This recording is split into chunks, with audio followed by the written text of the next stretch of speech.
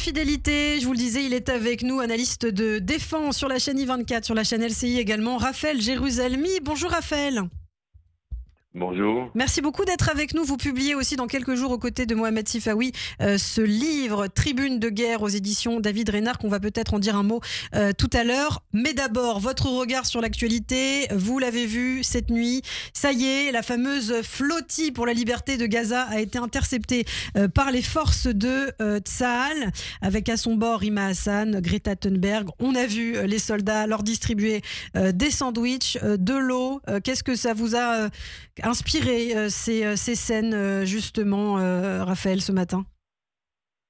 Une tempête dans un verre d'eau. En fin de compte, la flottille a accompli sa mission, qui était une mission médiatique et de provocation des Israéliens. C'était pas véritablement une mission humanitaire, hein. Il n'y avait pas grand-chose sur le bateau. D'ailleurs, le peu qu'il y a sur le bateau va être envoyé à Gaza, parviendra donc au Gazaouis, mais il y avait très probablement des instructions de la part des diplomaties respectives des pays desquels proviennent ces contestataires, de ne pas offrir de résistance, dans la mesure où, de par les lois maritimes en vigueur dans le monde, si vous êtes arraisonné par la marine d'un pays souverain dans les eaux territoriales de ce pays, et si a fortiori vous n'avez pas un permis d'y pénétrer, vous devez obéir aux instructions de la marine. C'est à mon avis des instructions qui ont été données par les diplomaties françaises et autres des différents pays aux passagers du bateau, car sinon ces diplomaties n'auraient pas été, le cas échéant, dans la position de pouvoir défendre ces contestataires s'il y avait eu un problème. Donc ils n'ont pas offert de résistance. Ça a très bien réagi, c'était un sans faute. Alors il y a eu d'abord un petit peu de pression quand même pour impressionner, si vous voulez, les passagers et pour leur faire comprendre qu'il est dans leur intérêt effectivement de respecter les lois en vigueur. Et donc il y a eu des bateaux de la marine qui étaient autour, il y a eu des drones qui ont survolé le bateau, ça a un peu impressionné les passagers, en montrant que les Israéliens n'entendaient pas blaguer là-dessus. Et puis après, il y a eu une petite surprise, on leur a jeté une poudre blanche qui est faite en fait à base de peinture, hein. C'est une peinture diluée, si vous la diluez dans l'eau, je veux dire, ça devient une peinture qui avait pour effet très temporaire et pas du tout nocif, de un peu aveugler ou de flouter la vision des passagers, ce qui a permis au commando de la flotte 13 de la marine israélienne d'aborder le bateau rapidement et d'être sûr qu'il n'y aurait aucune résistance, puisque les passagers ne voyaient plus trop clair pendant quelques secondes. Et puis le temps que ce produit se dissipe et qu'ils voient clair, ils se sont retrouvés devant un bon sandwich et une bouteille d'eau face à un soldat israélien. Donc tout s'est passé tout simplement dans les règles de l'art. Oui. Je rappelle tout de même que ce bateau était plus ou moins dans l'illégalité par rapport à un blocus qui lui est absolument légal sur le droit international, surtout en temps de guerre. C'est la prérogative des pays combattants d'instaurer des blocus maritimes. C'est un petit peu évident lorsqu'on sait ce qui arrive à Gaza et pour qui ça arrive. Et j'ai terminé en disant qu'il y a eu quand même quelque chose d'intelligent, dirais-je, de la part des politiciens israéliens. C'est que maintenant que les passagers de ce bateau sont au port d'Ashdod, on leur a promis donc, comme je l'ai dit, que ce qu'ils avaient amené pour les Gazaouis serait distribué aux Gazaouis, mais on leur a demandé aussi, avant d'être expulsés, on leur montre, on leur visionne le film de 43 minutes qui montre les atrocités du Hamas durant le 7 octobre. Et pour ceux qui l'ont vu, dont moi-même, à mon avis, ils sont partis pour pas dormir pendant 1 ou 2 mois si ce sont des personnes normales.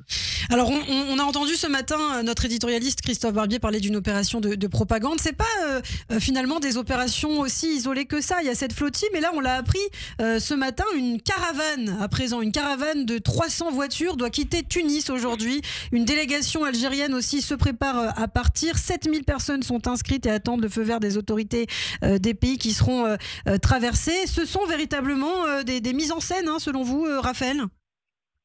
Ah oui, c'est ce qu'on appelle des gimmicks médiatiques, hein. Donc c'est des coups montés médiatiques. On se prend en photo, on distribue ça à tir larigot sur les réseaux sociaux. Oui. On se pavane carrément, hein, c'était assez même pathétique, oserais-je dire, pendant qu'effectivement on vient apporter de l'humanitaire quelque part, on est sur un yacht, quoi, on est en croisière, c'est rigolo. Ouais. Et en plus, je vous dirais franchement que ce genre de coup, de provocation même, de la part de ces contestataires ne me choque pas autant, en fin de compte. Il est de bonne guerre, même si vous voulez. Ça me choque beaucoup moins que ce qui est prononcé par des personnages en costume et cravate dans les ministères des Affaires étrangères d'Europe, inclus la France, inclus la Belgique, des diplomates soi-disant qui n'ont absolument rien de diplomatique, qui sont bassement insultants, qui sont carrément antisémites. Ça me choque beaucoup plus que des contestataires professionnels comme Thunberg, qui sont en fait des jeunes qui font ce qu'ils font. On est d'accord, on n'est pas d'accord. Mais c'est pas des politiciens, c'est pas des diplomates à col blanc. C'est intéressant, Raphaël, parce que vous parlez des politiciens, justement. En fait, évidemment, j'imagine référence à Emmanuel Macron récemment. Londres et Paris, par ailleurs, qui vont renoncer à reconnaître finalement cet État palestinien lors de cette conférence qui est prévue là dans quelques jours avec l'Arabie Saoudite. Finalement, on a vu que le président français avait quand même fait une belle marche arrière, hein, Raphaël. Ben oui, parce qu'on lui a gentiment expliqué. Et ça inclut les Israéliens et les Américains, mais aussi à l'intérieur des gens qui sont encore un peu sensés et pas antisémites en France. On a expliqué au président Macron que s'il avait à cœur l'avenir des Palestiniens et la paix au Proche-Orient, la reconnaissance de cet État, avant l'heure, c'était en fait décourager toute négociation. Parce qu'une fois que les Palestiniens ont cette reconnaissance dans la poche, pourquoi se montrerait-il coulant, souple dans des négociations avec les Israéliens? Ils diront, bah voilà, fait accompli, j'ai mon État. Il a, je pense, compris cela. Il a compris qu'il s'aventurait ici dans des zones très très grises de la diplomatie du droit international. Donc je pense qu'il a fait ses comptes, ce qui ne le réhabilite aucunement à mes yeux, bien sûr. C'est juste un bas calcul politique de sa part. Je ne pense pas qu'il est véritablement à cœur la paix au Proche-Orient, le bien-être des Palestiniens, parce qu'il se conduirait autrement. Alors, on va rester sur la scène diplomatique. On en a parlé ce matin. Le Qatar, de son côté, qui est toujours très engagé dans la médiation sur un accord de trêve entre Israël et le Hamas. Mais on l'a vu, des documents saisis à Gaza, apparemment, exposent les relations très dangereuses entre l'Émirat et le Hamas. Alors, quelles implications pour Israël ? C'est pas une grande surprise pour nous, hein. Je rappelle que le Qatar, c'est une puissance tentaculaire et maléfique qui n'a pas seulement d'ailleurs ses entrées dans les couloirs et les tunnels de Gaza, hein. Elle a ses entrées dans les couloirs de Matignon. Donc à coût de milliards de dollars, on parle de 60 milliards quand même d'euros, je ne me rappelle plus, ou de dollars d'investissement que le Qatar a promis à la France, d'où l'attitude de M. Macron, évidemment, pour ce prix-là, que ne ferait-on pas? Le Qatar achète le Paris Saint-Germain, mais il est resté au Sciences Po. Donc, vous voyez, il n'y a pas que à Gaza. Alors, par rapport au terrorisme, ça, c'est quand même beaucoup plus grave, évidemment, parce que si le Qatar dépense autant d'argent en Europe, c'est plus pour son image de marque, c'est pour se faire bien voir et dissimuler son agenda djihadiste salafiste à long terme.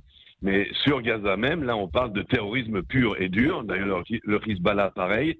Donc, de l'argent qui est donné pour le terrorisme, pour tuer des Israéliens, qui est caché souvent sous d'autres formes, par exemple des ONG. Il y a eu des distributions caritatives d'argent du Qatar qui ont été réellement d'ailleurs données à des familles palestiniennes dans le besoin. Et sous couvert de cela, il y a beaucoup d'autres argent qui passe comme ça au nez à la barbe de tout le monde et qui arrive directement dans la poche des terroristes. D'ailleurs, les terroristes qui vivent à Doha, au Qatar, M. Haniyeh qui a été éliminé, et M. Khaled Mashal qui est en passe d'être éliminé, ont des comptes en banque qui se montent à des dizaines de millions d'euros et de dollars, et cet argent vient du Qatar.